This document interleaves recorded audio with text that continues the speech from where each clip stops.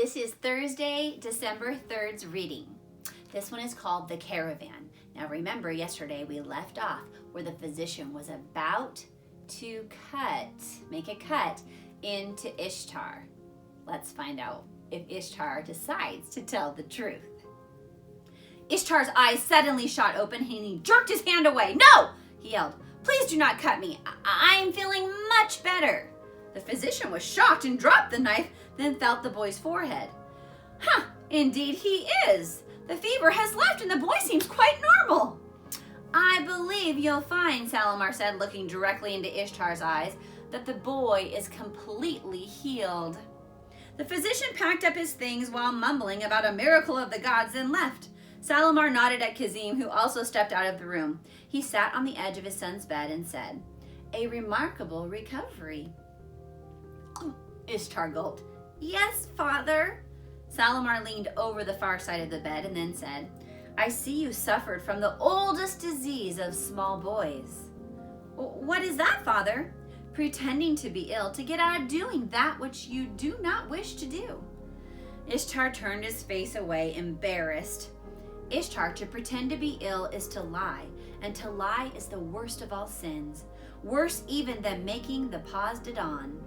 Ishtar's eyes shot open and his head snapped back toward his father. To make the Paz de Dawn was a very bad thing indeed. It meant to boast falsely of one's own accomplishments. If this was even worse, Ishtar began to cry. "I'm sorry, father. I have embarrassed myself and my household. I shall wear the veil of shame forever." Salamar patted his son on the shoulder. "All can be forgiven if you are sorry," he said, "and if you repent." Ishtar wiped his eyes and now realized his plan had failed, and he would still have to travel with the caravan. I just do not think it is wise for me to go on this journey, father." "We've already talked about that, Ishtar." "Yes, I know," Ishtar said, but it is just a very bad idea. It makes no sense. It is a violation of all logic and a terrible tragedy of error." Desperate, Ishtar's shame of a moment had turned into anger. "There's absolutely no reason I should have to go on this journey. I just can't go on this journey. I won't go on this journey." Salamar took a deep breath before speaking. "Ishtar, you will do as I say. You are coming with me on this caravan, and you will make no complaint about it. Is that clear?" Ishtar had heard that tone in his father's voice before, and he knew he dare not defy it. He couldn't get any words to leave his mouth, so simply he looked away and nodded. But then his father did something very unexpected. He pulled Ishtar into a hug like a bear protecting its cub. "Now, my son," Salamar said, "would you finally like to tell me the truth? Would you like to tell me what you're really feeling?" Ishtar wrapped his arms around his father and began crying. "I'm just so afraid," he said. "Yes," Salamar said softly, "finally I hear the truth.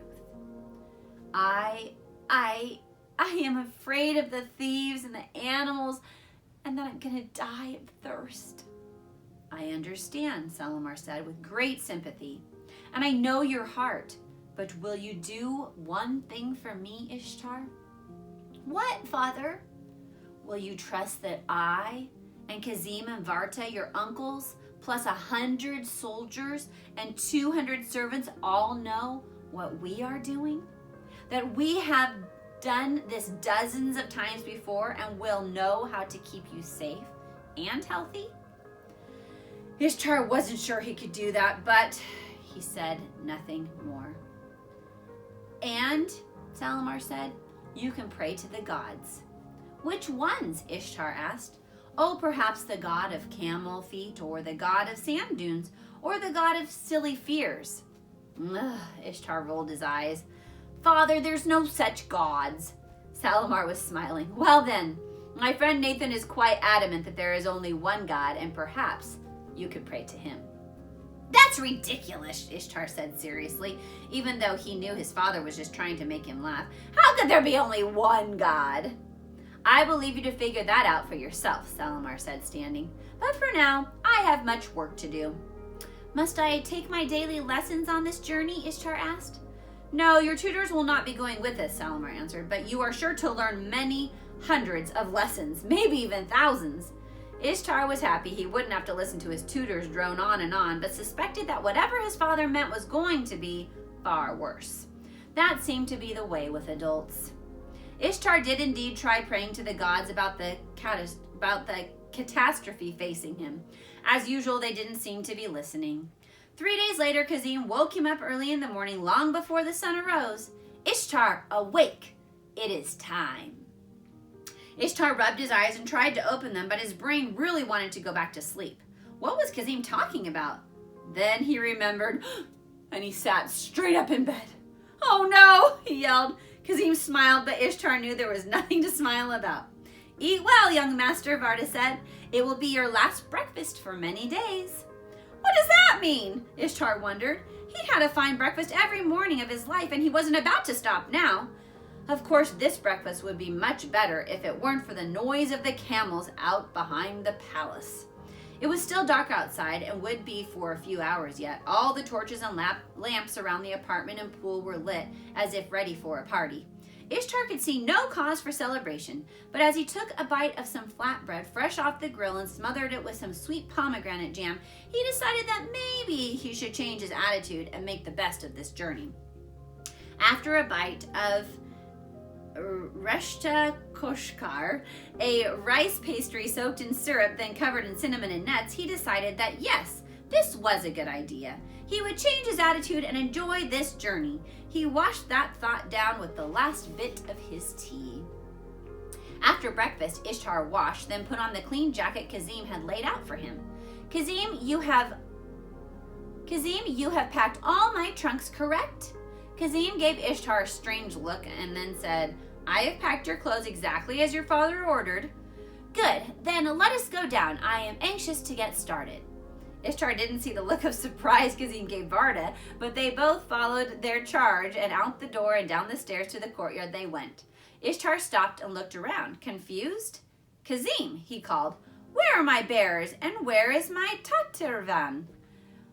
Kazim knelt next to Ishtar and spoke softly. Young master, perhaps I have not properly prepared you for this journey. Ishtar was annoyed.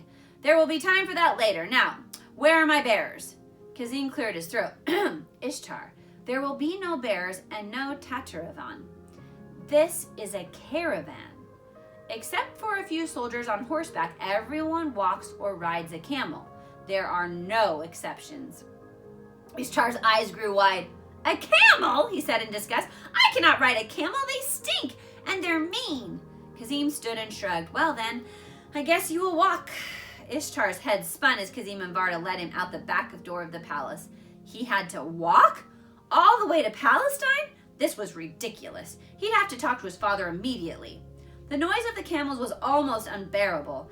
They were being loaded with the bales and bags and bundles, and as the heavy load was lifted onto their backs, the camels complained loudly with a sort of screaming growl that sounded like a mule, a cow, and a sheep all mixed together.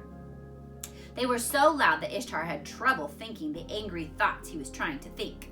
With Varta in front of him and Kazim behind, Ishtar trudged through the sand up the long line of camels holding his nose. Ugh. Suddenly, Varta stopped, so Ishtar did too. This is yours, Kazim. Ishtar was confused for a moment, then saw that Kazim was pointing at a camel. You may ride him or not, Kazim said, but he is a young animal and he will be a good steed for you if you choose to ride. Ishtar stared at the camel. He didn't know much about the animals, but he knew that some camels have one hump and some have two. This one had all the others. This one and all the others in the caravan had two. Unlike most of the other camels, this one carried no load, only an ornate saddle of wood and leather between the humps. He had shaggy hair on his forelegs, making it look as though he was wearing trousers, a thick shaggy mane on his neck running from his mouth down to his chest, and a shaggy plop of hair on top of his head that looked a lot like a hat. The camel stared back for a moment and then opened his mouth and spit on Ishtar's coat. Yuck! Ishtar cried and jumped back. Get that dirty thing away from me. He tried to wipe the spit off of his hand, but the coat was soaked. Kazim, fetch me a fresh coat, Ishtar ordered. Just then, the clang of 2 bells being struck with a stick sounded from the front of the caravan. One bell was lower in tone, and the other that was being struck in a rapid succession. "What is that?" Ishtar asked. Before anyone could answer, the long line of camels suddenly lurched forward and started moving. Quickly, Kazim, a clean coat. Kazim, Varta, Ishtar, and everyone else were now walking alongside the caravan. "There is no clean coat for you," Kazim said. "What? You said you packed my clothes." "I said I packed exactly what your father told me to pack. 2 pair of trousers, 2 tunics, 1 coat, 1 set of fine clothes for when you meet the king." Ishtar stared up at his bodyguard. "You mean I can only have clean clothes once each day?" Kazim shook his head. "No, Ishtar, you may only have clean clothes once each week or 2, when we have time and opportunity to wash and bathe." Ishtar was in such shock and disbelief that he didn't even notice the torches of the palace fading behind them as they slowly marched away from everything he'd ever known. He did notice in the sky in front of them the star, and wished now he had never discovered it. A few hours later, the sun rose in the sky behind the caravan, and the star disappeared. Ishtar had only seen a sunrise a few times in his life, and now was curious about his own long shadow that tripped off his feet, mimicking his every step. Those feet were already getting sore and tired and dusty, and his stomach was asking for lunch. And that's when Ishtar did something that almost destroyed the caravan. The end. Now for the conclusion. Following God isn't always easy. We may have to give up some of the luxuries of life that we're used to. Ishtar was shocked that he'd have to walk on this journey instead of being carried. He was shocked to learn he'd have to ride a camel and wouldn't be able to swim and have clean clothes every day. He'd gotten so used to his life in the palace that he couldn't imagine giving it up. Maybe we have also become used to our easy lives. What would we do if God asked us to leave all that behind and walk with him? Would we be willing to walk away from it all to do that which God asks us to do? Would we willingly obey and follow him without question? 1 Peter 2:21 says, "To this you were called, because Christ suffered for you, leaving you an example that you should follow in his steps." I'll see you tomorrow, and we'll find out what Ishtar does to almost mess up the whole caravan.